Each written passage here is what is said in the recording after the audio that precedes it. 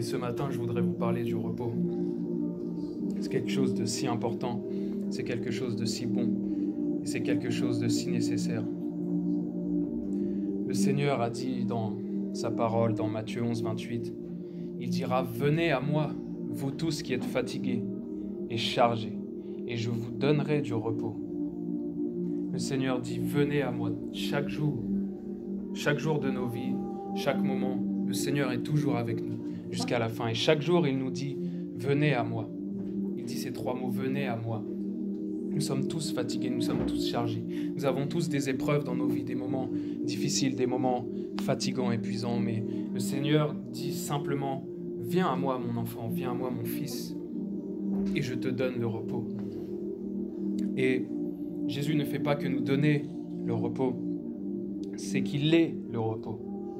La Bible nous montre que Jésus est notre sabbat. Christ est notre sabbat. Christ est notre lieu de repos.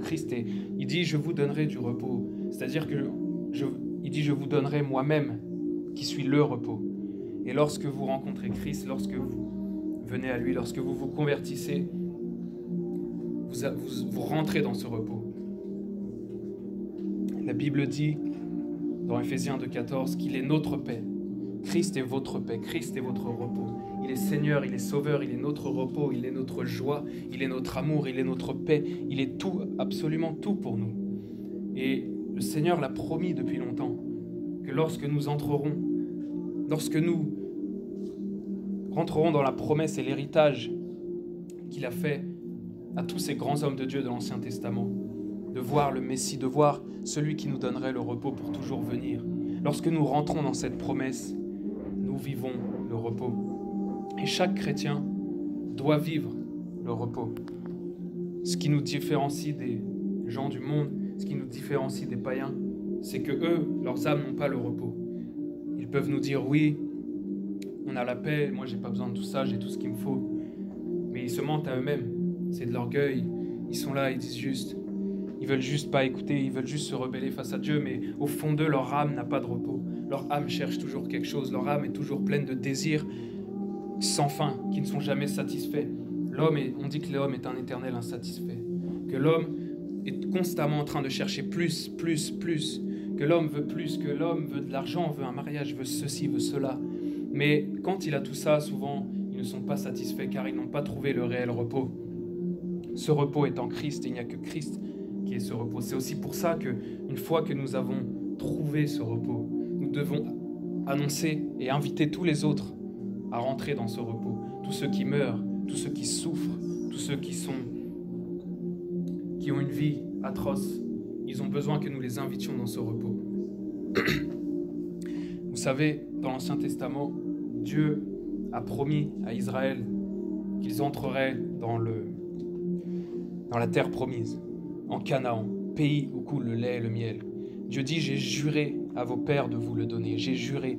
Et c'est un pays où coule le lait et le miel. La Bible dira que c'est un pays, c'est le plus beau de tous les pays que l'Éternel a trouvé pour son peuple. Et je voudrais vous dire que Christ est notre terre promise. Christ est notre Canaan. Christ est notre lieu de repos. Christ est l'endroit où Dieu veut emmener toute sa création, tous les hommes, afin qu'ils trouvent en lui le lait et le miel, afin qu'ils trouvent en lui l'abondance, afin qu'ils trouvent en lui la paix, afin qu'ils trouvent en lui le repos. Et ce repos n'est possible que par le Saint-Esprit. Un homme de Dieu a dit un jour, le Saint-Esprit, c'est la présence du futur. C'est-à-dire, c'est la présence du monde à venir. C'est la présence du royaume du siècle à venir. Le royaume de Dieu qui doit venir s'installer sur terre n'est accessible qu'une fois que nous sommes en Christ et que nous pouvons avoir une relation avec le Saint-Esprit. Marcher avec Dieu, marcher avec son Esprit. Lorsque nous marchons avec son Esprit, nous pouvons goûter pleinement à la terre promise. Lorsque nous marchons dans la grâce, lorsque nous marchons dans l'Esprit, nous pouvons goûter à tous les bienfaits de cette terre promise. Et pourquoi beaucoup aujourd'hui de chrétiens ne jouissent pas de cette terre promise? Car ils se sont coupés de la vie de l'Esprit, car ils ont refusé la grâce, car ils ont fait la même erreur que le peuple d'Israël. Lorsqu'ils ont refusé, qu'ils ont pris peur, qu'ils ont dit non, retournons en Égypte, retournons sous l'esclavage. Et c'est ce qui a attristé le Seigneur. Et aujourd'hui, beaucoup de chrétiens ont peur de la vie de l'esprit, ont peur de la grâce. Et ils se disent non, je ne veux pas, ils retournent en arrière. Et ils ne jouissent ni du lait, ni du miel qu'il y a dans la présence de Dieu. Ils ne jouissent pas de toutes les choses merveilleuses que Christ a prévues pour nous, que Christ a libérées pour nous, que Christ a donné pour nous. Quand il dit « je vous donnerai le repos », qu'est-ce qu'il nous a donné au final? C'est lui-même qui nous a donné, et son esprit. Sur cette croix, il s'est donné. Sur cette croix, il est mort. Son corps a été brisé afin que tout ce qui était contenu en lui puisse être libéré. Tout ce qui était en lui puisse être dispensé dans nos vies par son esprit qu'il a envoyé. Lorsque nous rentrons dans la marche, dans la vie de l'esprit, lorsque nous rentrons dans le plan de Dieu pour nos vies, dans la grâce, lorsque nous sommes dans cette marche avec Dieu, dans cette marche avec Christ, nous marchons de plus en plus près de lui, avec une plus grande proximité avec lui. Et plus nous rentrons dans cette marche et plus nous pouvons jouir de cette terre promise, plus nous pouvons jouir du repos. C'est pourquoi nous devons absolument être des chrétiens qui laissent agir le Saint-Esprit dans nos vies. Des chrétiens qui sont abandonnés à Dieu, qui lui font confiance, qui marchent dans un repos. Car quelle différence ferons-nous si nous allons parler de Christ à des non-convertis, des païens, mais que nous n'avons pas nous-mêmes le repos de nos âmes à l'intérieur? Si à l'intérieur encore, nous sommes totalement agités, si nous n'avons pas la paix, car Christ nous l'a donné. Christ nous dit « Je vous ai donné ma paix. Je suis votre paix. » Et lorsque nous avons Christ, nous avons toute la paix de Dieu. Et lorsque nous témoignons à des païens, nous devons leur témoigner que nous avons trouvé cette paix, ce repos, que nous avons une pleine espérance que eux n'ont pas. Eux ne savent pas où ils vont. Nous, nous savons où nous allons. Eux ne savent pas ce qu'ils vont devenir. Nous, nous savons exactement ce que nous allons devenir, c'est-à-dire semblables à Christ, et nous serons avec lui pour toujours. Dieu est en repos. Dieu est sur son trône, Dieu siège, Dieu n'est pas agité, Dieu n'est pas plein de stress, en pleine agitation, en train de courir partout, en train d'être perturbé. Et nous devons être sur la même longueur d'onde que lui et entrer dans son repos. Lorsque j'entre dans son repos, je suis capable de l'expérimenter. Je suis capable de l'entendre.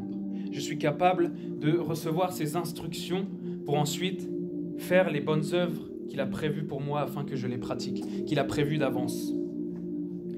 Hébreux 4.10 nous dit « Car celui qui entre dans le repos de Dieu se repose de ses œuvres, comme Dieu s'est reposé des siennes. » En fait, lorsque le chrétien entre en Christ, entre dans la vie de l'esprit, dans la grâce, il trouve le repos et il se repose des œuvres de la chair. Il se repose de tout ce qui est péché, iniquité, etc. Tout cela, il va le mettre de côté, il va s'en débarrasser car il a trouvé quelque chose de bien mieux que tout ça. Les gens vont dire que oui, le salut, nous devons faire des bonnes œuvres pour être sauvés. Non. La sanctification, par exemple, est une conséquence de notre salut, mais elle n'est pas la raison de notre salut. C'est-à-dire que quand j'entre dans le repos, ce salut que j'ai acquis, fait découler une vie de sanctification. Et je me repose de toutes les œuvres mortes de la chair. Je les mets de côté, je m'en débarrasse pour pratiquer celles que Dieu a prévues pour moi, pour goûter à sa présence et à son repos. Le repos va demander de l'humilité, va demander de la foi. Car tout ce qu'on voit avec les yeux physiques souvent va nous perturber. Tout ce qu'on voit dans le monde va nous perturber. Des situations dans nos vies vont nous perturber, vont nous faire peut-être perdre la paix, vont nous faire peut-être perdre ce repos. Et lorsque je décide de dire « Seigneur, par la foi, je te fais confiance. Par la foi, je sais que tu vas débloquer toutes mes situations. Je sais que tu m'as déjà sorti de telle et telle situation. Je sais d'où tu m'as sorti, de quelle fosse tu m'as sorti.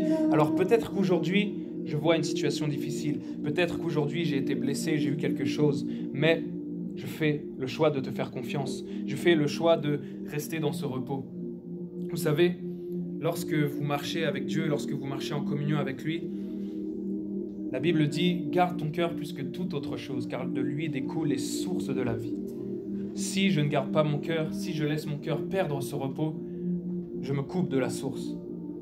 Lorsque je suis en prière, lorsque toute la journée je peux garder ma connexion avec Dieu, si je laisse les choses du monde, si je laisse de l'amertume, si je laisse de la jalousie rentrer, si je laisse les pensées tourner dans ma tête et me déconnecter, si mon cœur n'est plus en repos, alors je perds cette connexion. Alors je n'arrive plus à jouir de sa présence, je n'arrive plus à jouir de Dieu, je n'arrive plus à être connecté à lui, je n'arrive plus à être dans le repos de Christ, dans ma terre promise. C'est pour ça que le repos demande de la foi, de dire Seigneur, peu importe, c'est toi qui le fais, c'est toi qui vas le faire avec moi, à travers moi, et je décide de te faire confiance. Beaucoup d'hommes et de chrétiens, mais aussi dans d'autres religions, dénominations, même les païens veulent tout faire par eux-mêmes, par leurs propres efforts. L'homme est comme ça, c'est la nature humaine. Il a besoin de faire tout par lui-même, il a besoin de se glorifier, de dire j'ai fait. Mais le repos nous montre que nous pouvons nous reposer en Dieu et que lui va faire à travers nous. Que ce n'est pas nous qui aurons la gloire d'avoir fait les œuvres, mais que c'est lui avec nous, afin que nous puissions lui rendre cette gloire. Le seul repos que nous pouvons avoir, c'est en lui. La Bible dit que Christ est notre époux et que nous sommes son épouse. Alors, un époux, lorsqu'il se marie, lorsqu'il a sa femme, ce qu'il va chercher, s'il l'aime vraiment, ce qu'il va chercher à faire, c'est lui donner la paix, c'est lui donner la sécurité, c'est lui faire jouir du repos, du bien, la sécurité, la paix, etc. Et c'est ce que Christ veut pour nous. Christ veut que nous soyons son épouse, une vraie épouse prête à son retour. Et nous avons besoin d'être sur la même longueur d'onde que lui. Nous avons besoin de marcher dans son repos. C'est vital et capital. Si nous voulons vivre de cette vie divine à 100%, si nous voulons marcher pleinement dans l'esprit, si nous voulons voir la gloire de Dieu dans notre vie, nous devons marcher dans le repos. Nous devons vivre dans le repos. Et ça ne veut pas dire qu'on ne va rien faire à côté. Je ne parle pas forcément d'un repos physique, même si le repos physique est parfois nécessaire. Mais je parle d'un repos spirituel, d'un repos de l'âme. Lorsque notre âme est en repos en lui, alors nous sommes capables d'entendre sa voix, nous sommes capables de marcher dans ses voies, nous sommes capables de goûter aux eaux vives, à ces torrents de délices qu'il fait couler en nous par la vie de son esprit en nous. En tant que chrétiens, nous devons chaque jour prendre possession de Canaan, prendre possession de notre terre promise, prendre possession de cet héritage que le Seigneur nous donne. Combien de chrétiens passent à côté de leur héritage, toute une vie à côté de l'appel de Dieu, toute une vie à côté de la vie de l'Esprit et de la grâce, parce que jamais ils ne sont entrés dans ce repos. Et c'est depuis ce lieu de repos, en fait, que l'on va pouvoir passer à l'action et faire les œuvres que Dieu a prévues pour nous. Si nous sommes en dehors du repos, nous pouvons facilement chercher à faire des œuvres de manière charnelle, de manière à chercher à tout faire par nous-mêmes. Mais lorsque nous sommes dans ce repos, ça nous met dans une position, une situation qui nous permet de rentrer pleinement dans les œuvres de Dieu pour nous, dans la destinée de Dieu pour nous. Si nous voulons lui ressembler, car c'est à ça que nous sommes appelés, c'est à ressembler pleinement au Seigneur. Si nous voulons pleinement lui ressembler, alors nous devons marcher dans son repos. Nous devons être prêts, nous devons marcher dans sa dimension, nous devons marcher dans la paix. La paix est si importante. Vous savez que même le corps humain, sous le stress, sous la pression, peut tomber malade. Mais le corps humain qui n'a plus de stress, qui est dans un repos, qui est avec des pensées positives, des pensées de foi, sa santé d'elle-même va s'améliorer. Même des études ont montré qu'une personne, rien que le fait d'avoir des pensées positives, va influer sur son système immunitaire.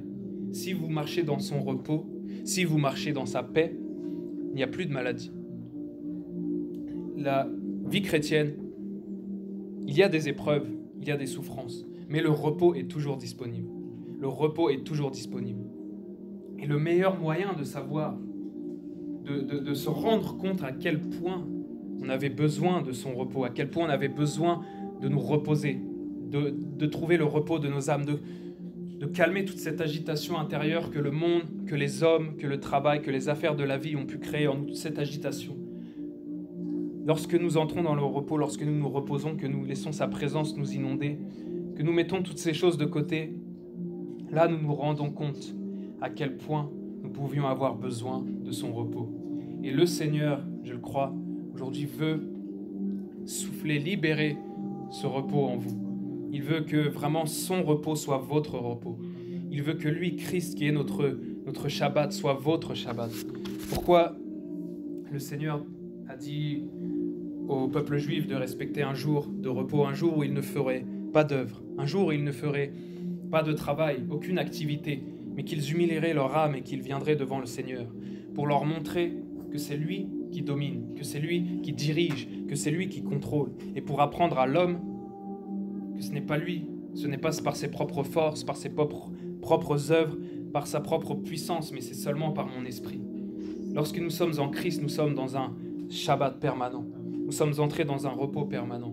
Et lorsque nous marchons dans cette vie pleine du Saint-Esprit, du repos, lorsque nous avons donc pratiqué toutes les œuvres prévues pour nous, nous avons cette assurance que nous arriverons devant le Seigneur et qu'il pourra dire « Bon et fidèle serviteur, entre dans le repos de ton Maître, entre dans le repos de ton Seigneur. » Je vous le dis, le Seigneur revient bientôt et nous devons impérativement rentrer dans ce repos pour que depuis ce repos, nous pratiquions toutes les œuvres prévues pour nous. Si nous laissons agiter, si nous laissons gagner par la peur, par la pression, par le stress, par toutes les affaires du monde, si nous regardons plus par les yeux physiques que par les yeux de la foi, alors nous n'entrerons pas pleinement dans notre repos. Nous ne jouirons pas pleinement de ce pays où coule le lait et le miel. Nous ne jouirons pas pleinement de Jésus en qui coulent tous les délices et les choses les plus merveilleuses de cette vie afin de pratiquer tout ce que le Seigneur veut que nous pratiquions.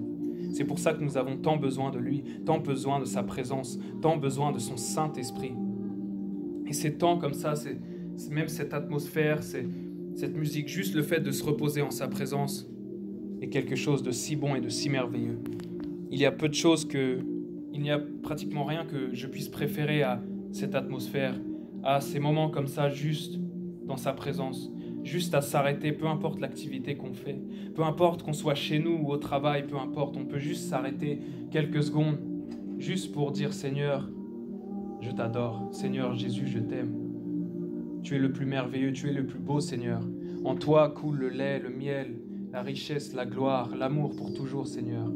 C'est toi que j'adore, c'est toi que j'aime. Viens, Seigneur, remplis-moi de ta présence. Inonde-moi de ta présence, Seigneur. Fais-moi goûter à ton repos si merveilleux, Seigneur, afin que je marche comme tu veux que je marche, afin que je sois comme tu veux que je sois, afin que je puisse goûter pleinement à tout ce que tu as prévu pour moi dans cette merveilleuse nouvelle alliance de grâce et de paix, cette bonne nouvelle si merveilleuse, cette bonne nouvelle de joie. Et le Seigneur a besoin que nous expérimentions ce repos, pas seulement que nous le connaissions ou que nous en entendions parler, car je peux entendre parler de quelque chose, je peux lire à propos de quelque chose, on peut me répéter tout le temps quelque chose, mais tant que je n'ai pas vécu la chose, que je n'ai pas expérimenté la chose, alors je ne saurais pas vraiment qu'est-ce que c'est.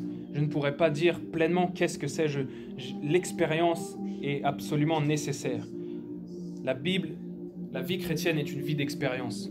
Nous devons vivre des expériences avec Dieu. Nous devons expérimenter sa présence. Nous devons expérimenter son repos, sa paix, sa joie, son amour, sa gloire. Chacune de ces choses sont disponibles. Chacune de ces choses sont pour vous.